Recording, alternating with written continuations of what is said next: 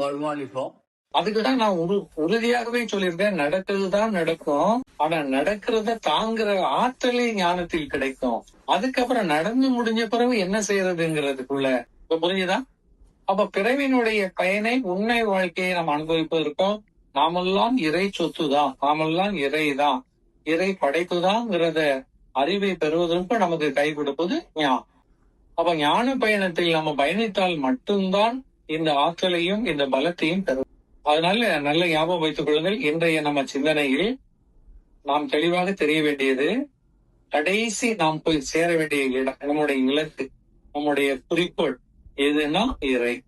அப்ப அந்த இறையை அடைவதற்கு, அந்த இறைத்தன்மையை பெறுவதற்கு நம்ம எப்படி நடைமுறைப்படுத்த வேணும் அப்படின்னு சொன்னா, தடுமாற்றம் இல்லாத வாழ்க்கை வாழ். யாரு எதை சொன்னாலும் கேட்டுட்டு மாறிடுவோ, நம்மளை பிடிச்சி இழுத்தா பின்னாடி போயிருதோ கூடவே கூடாது. நீங்க உறுதிப்பாடா எடுத்து, ஏன்னா உங்க வாழ்க்கைக்கு போறீங்க, இதுதான் உயர்ந்த வாழ்க்கைன்னு தெரிஞ்சிச்சு. எல்லாரும் வாழ்றத விட நம்ம வாழ்றதுதான் சரியான வாழ்க்கைன்னு தெரிஞ்ச பிறகு ஏன் அவங்க பின்னாடி போகணும்? அவங்க பின்னாடி போனா மட்டும் அவங்க நம்ம ஆளா இருவாங்களா? அவங்க நம்பினாலும் அவங்க அனுபவிச்சுட்டு போயிட்டே இருப்பாங்க.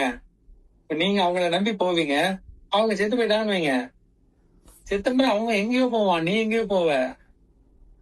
அதனால முதல் பிறப்பு இறப்பை பற்றிய ரகசியங்கள் எல்லாம், கர்மா பற்றிய தெளிவெல்லாம் கண்டிப்பாக வேணும்.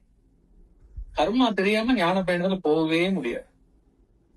நம்ம வெசனே, நம்ம புக்கே கர்மா தான், கர்மா புஸ்தகம் தான், கர்மா பாடம் தான். இந்த கர்ம பாடத்தை தெளிவதற்கு தான் நமக்கு ஞான பாடம் வேண்டாம்.